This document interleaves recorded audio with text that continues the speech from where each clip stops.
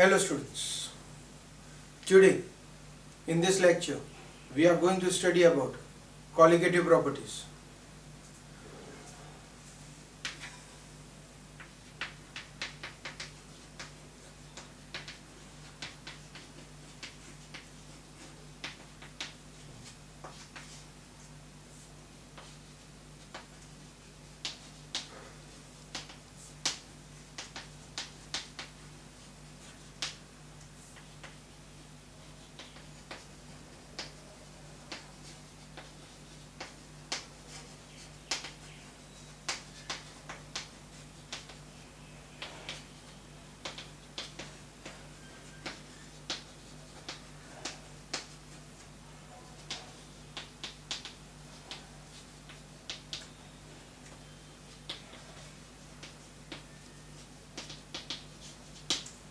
The properties of the solvent, it changes on adding solute to it, are known as colligative properties. These colligative properties, they depend on mainly two terms. The change, whatever the change we are going to get it in the solvent by adding solute to it, depends on two terms. The first one, it depends on first number of ions, second concentration. The component which is having more number of ions will show a large change in the colligative property. The one which is having a more concentration will also show the more change in the colligative property. That means colligative properties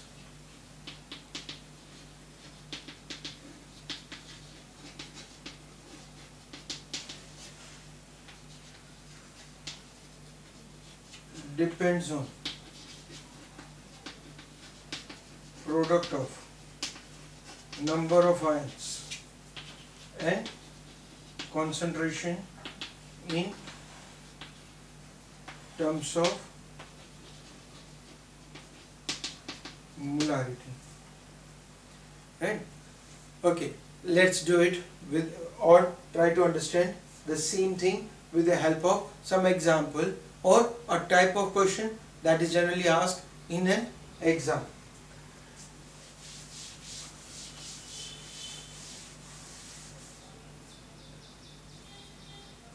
If I am having it as a 0.1 molar NaCl, 0.1 molar glucose, then which of these two will show me a more change in the colligative property? Then we can say it that concentration is same, but sodium chloride produces two ions, Na plus Cl minus, glucose C6H12O6, it has only one particle. Here we are having two particles. Therefore 0.1 into 2, we are going to get it as 0.2 for NaCl, whereas 0.1 into 1, we will get it 0.1 for glucose. So more change, so maximum change in colligative properties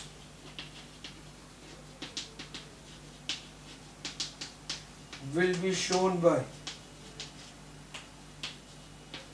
0.1 molar NaCl. Right?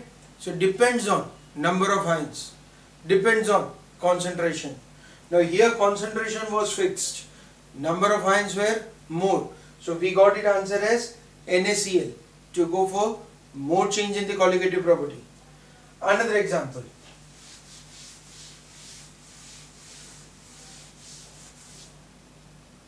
We are having it as a 0.1 molar NaCl and 0.5 molar urea. Now this time I am having urea, means we are going to get it formula NH2CO NH2, right? Now, out of this, if I want to write the answer, which one will show me a more colligative property? Then, in this case, again, 0.1 molar NaCl has two particles that are Na plus Cl minus. So, concentration will be 0.1 into 2, that is 0.2. Whereas, for urea, we are going to get it as 0.1 molar urea has one particle. This cannot be ionized. It's going to remain as NH2CONH2. That means we are going to get it as 0.5 into 1, that is 0.5. So which one will show the maximum? This. Hence 0.5 molar urea has or will show more changes in the properties of solvent. So from these two examples you can identify it that if I am having it as an not only the number of ions more means it will show the more change, not only the concentration that will show me the more change. While I want to find out which one will show a more change in the colligative property, I need a product. So to identify the change in the colligative property, we need a product of number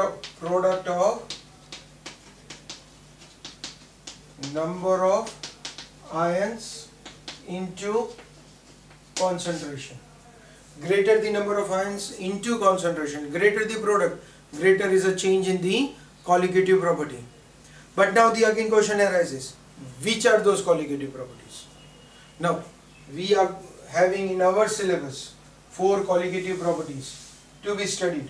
No doubt more than that are their colligative properties, but for our syllabus we are having 4 of them. The first one, relative change in vapor pressure. Second, elevation in boiling point. Third,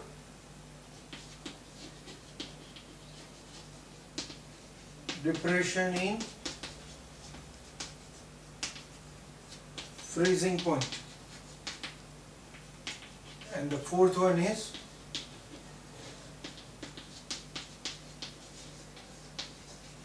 osmotic pressure.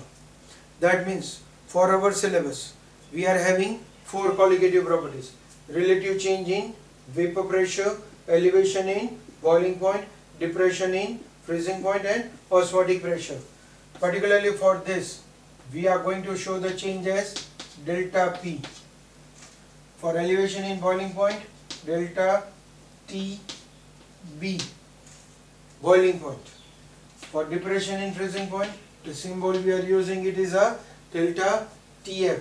And for osmotic pressure, we are going to use the symbol as pi. These are the 4 colligative properties that we want to study it.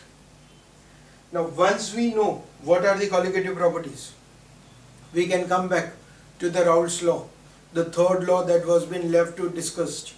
That was for the relative change in the vapor pressure. Particularly we termed it, the third law, as non-volatile solute dissolved in a volatile solvent. So that is going to depend on the particularly relative change in the vapor pressure. Now let us study it one by one, all the 4 of them, as well as we will also discuss what is a Raoult's law. Now for this, Raoult's law for non-volatile solute dissolved in liquid solvent This is also going to be termed as, or I'm going to put it as,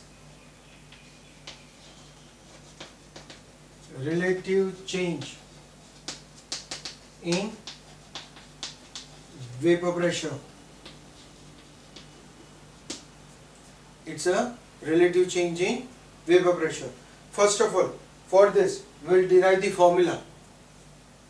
We will be having in numericals based on all the 4 colligative properties. But first of all, one by one, we will get the formula.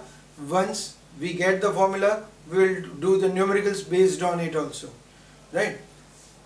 For all the Raoult's law, the numericals are still undone. We will do it one by one.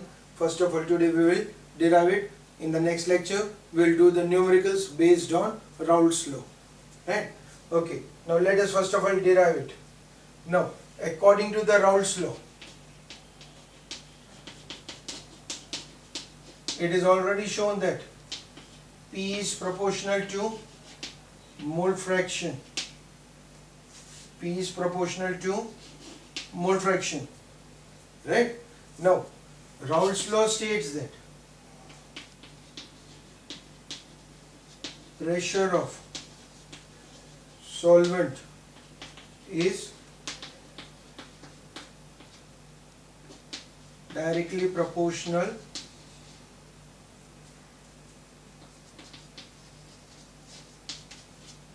to its mole fraction. Now, if I am putting it as a pressure of solvent, then the mole fraction of solvent, right? If I take it as a pressure of solute, then it will be mole fraction of solute. That means pressure of the component, mole fraction of the same component. So we wrote the formula. We wrote this formula as P is equals to P naught A XA.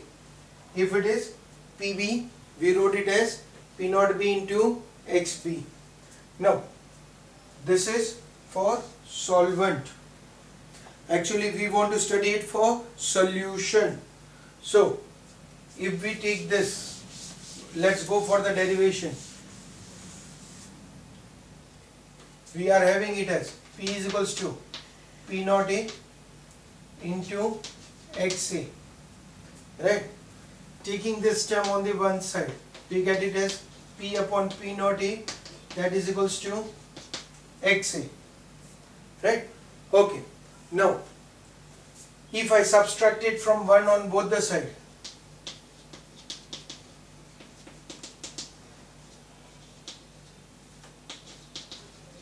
from 1 on both the sides. Now, why I am doing this? Actually, we are doing this because we know it that mole fraction of solution is always 1. Mole fraction of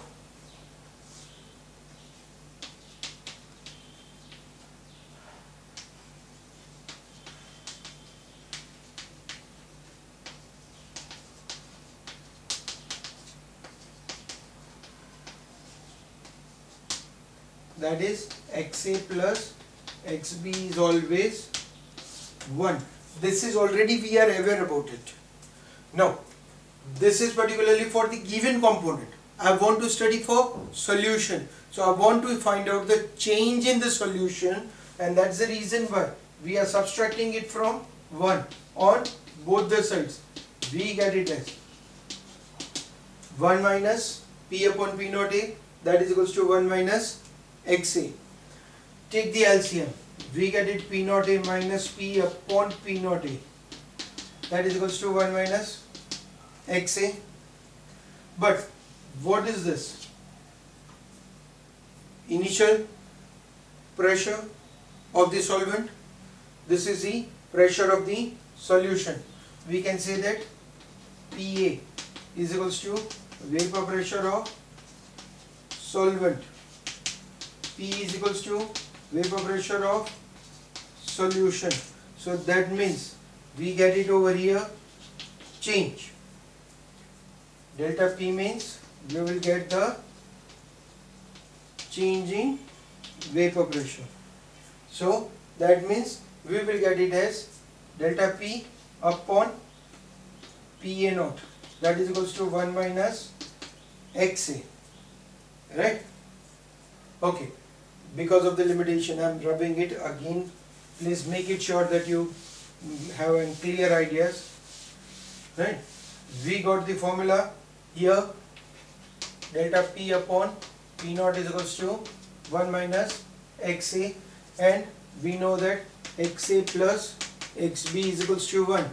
Therefore 1 minus XA, that is equals to XB. So if I put it, delta P upon P naught is equals to XB.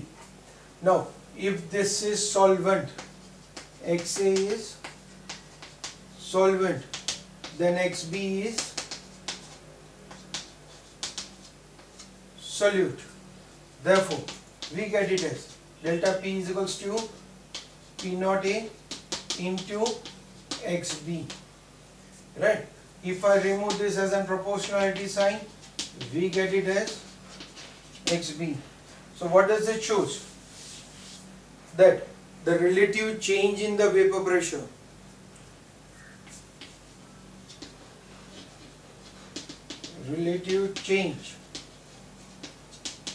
in vapor pressure, that is delta P, is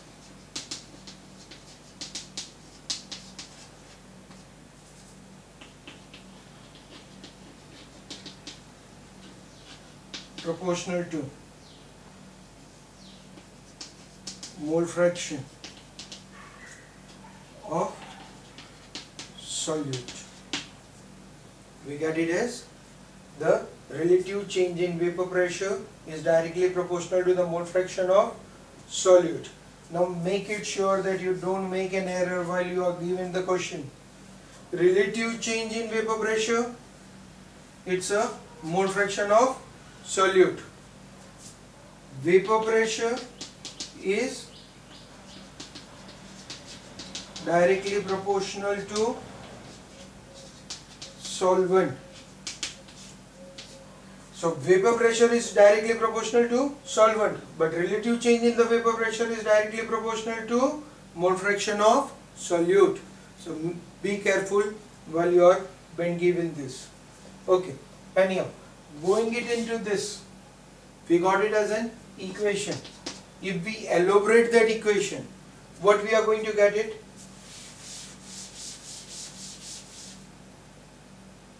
We know it as XB is equals to N upon N plus N, where N is moles of solute and N is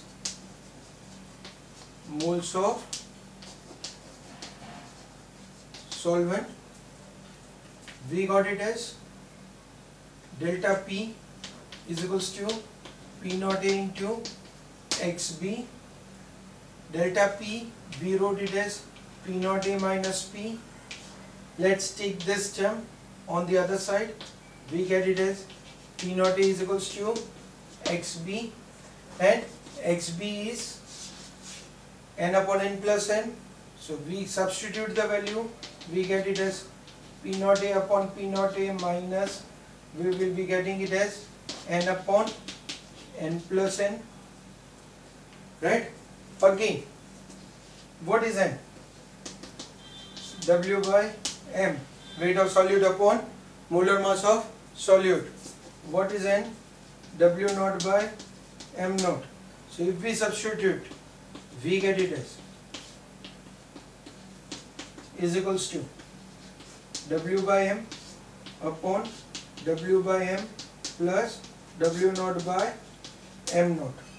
But particularly we know it that these solutions, they are applicable, or the Raoult's law, it's applicable to a very dilute solution.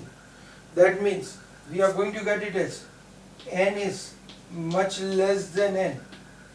Therefore N is neglected from